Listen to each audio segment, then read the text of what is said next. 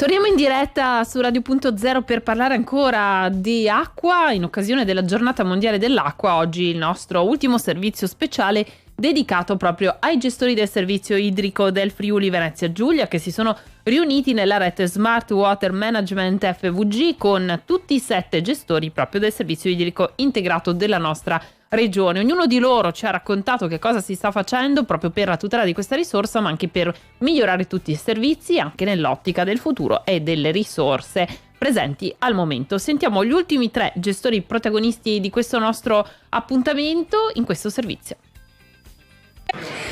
Insieme a me c'è il presidente di Livenza Tagliamento Acque, Andrea Vignaduzzo. Allora, presidente, la rete dei gestori è sicuramente anche per voi una grandissima opportunità per condividere risorse e prospettive per il futuro, anche nell'ambito proprio di quello che è la tutela di una risorsa importante come l'acqua. Sì, per noi l'acqua è decisamente la risorsa più importante ed è la risorsa che si distribuisce sul territorio in modo omogeneo e per questa ragione va affrontata insieme a tutti coloro i quali lavorano nel territorio. La rete di impresa è semplicemente la fase esecutiva di quella che è una volontà di gestione comune, di una gestione coordinata, dove gli obiettivi sono condivisi, perché gli obiettivi dei gestori sono condivisi.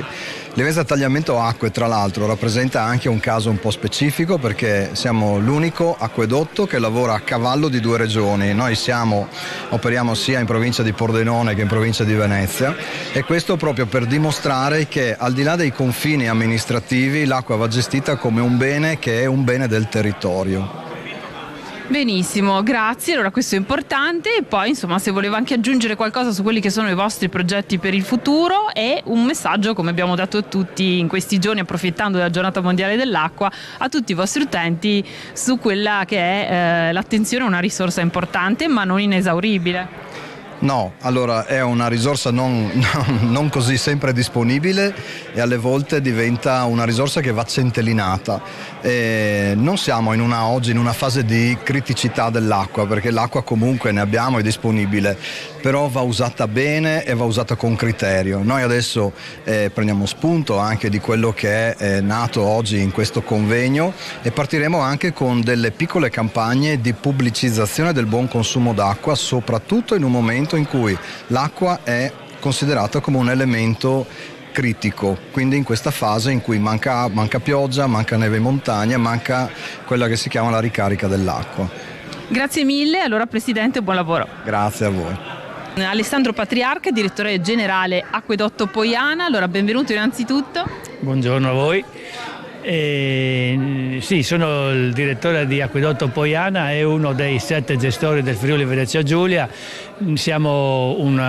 Lavoriamo nel territorio più a est, diciamo, della pianura friulana e serviamo circa 60.000 abitanti, cittadini del Friuli Venezia Giulia su 12 comuni. Il servizio è il servizio idrico integrato completo e abbiamo una quindicina di impianti di produzione di acqua potabile, 33 depuratori e se parliamo di chilometri di rete di acquedotto sono 860 chilometri, 440 di fognatura. Questo giusto per inquadrare un po' il volume del nostro agire.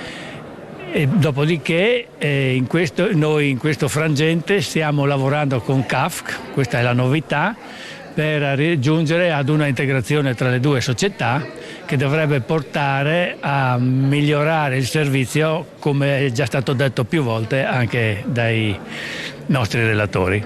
Insomma, sono veramente molti i vantaggi di questa rete dei gestori che permetterà di lavorare in sinergia e lavorare anche per il futuro. Oggi si è parlato di acqua, di questa importante risorsa, soprattutto proprio per affrontare anche tutte quelle che possono essere le dinamiche per preservarla al massimo. Sì, certamente sì, il lavoro da fare è tanto, perché oggi si è parlato dei successi, però c'è tanto lavoro dietro questi successi che deve essere fatto. Noi sappiamo quello che dobbiamo fare, sappiamo che sarà un lavoro pesante, lungo, ma che porterà sicuramente a dei risultati ottimali, partendo da un approfondimento delle conoscenze delle reti per arrivare ad una azione proattiva nel andare a gestire e affrontare le criticità. Si parlava prima, l'ingegner Gasparetto, delle modellazioni, si parlava della digitalizzazione delle reti. Queste cose servono a aumentare la conoscenza e poter affrontare ogni singola criticità nel migliore dei modi e secondo quelli che sono tutti gli strumenti che abbiamo a disposizione e non soltanto le infrastrutture a rete.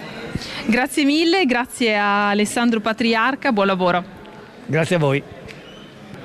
A rappresentare l'acquedotto del Carso con me c'è Freddy Lucchesi. Allora, questa rete, insomma, che raccoglie proprio i servizi idrici della regione è per voi una risorsa sicuramente importante, per voi che servite anche un territorio ristretto ma molto prezioso e particolare della nostra regione, il Carso. Sì, noi serviamo i comuni di Sgonico, di Monrupino e una parte del comune di Duino Risina, quindi evidentemente siamo una realtà molto limitata, una realtà che però anche grazie alla propria, come dire, dimensione può effettivamente stare molto vicino anche agli abitanti che serviamo, i nostri utenti, e da questo punto di vista l'aver aderito a questa rete ci ha consentito di sfruttare quelle che sono le esperienze dei gestori che hanno evidentemente un panorama molto più ampio di utenti, riversando queste conoscenze che possiamo attingere dall'esterno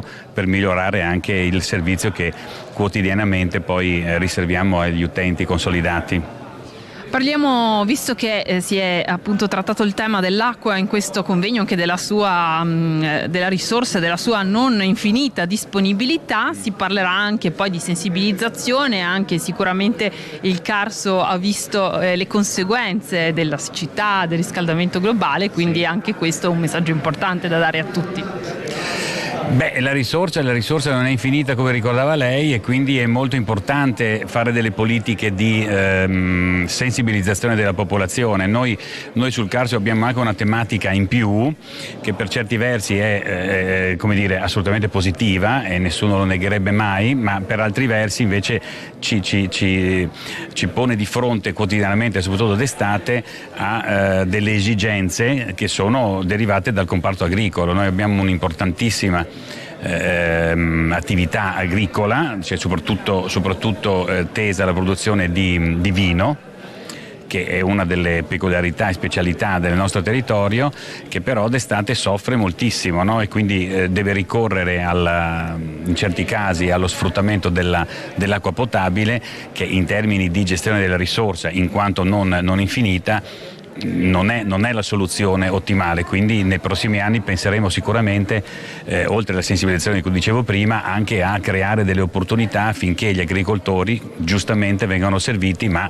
da acqua che derivi evidentemente da fonti alternative a quella che è l'acqua potabile. Benissimo, allora la ringraziamo per questo intervento e auguriamo a tutti voi buon lavoro. Grazie a voi, arrivederci.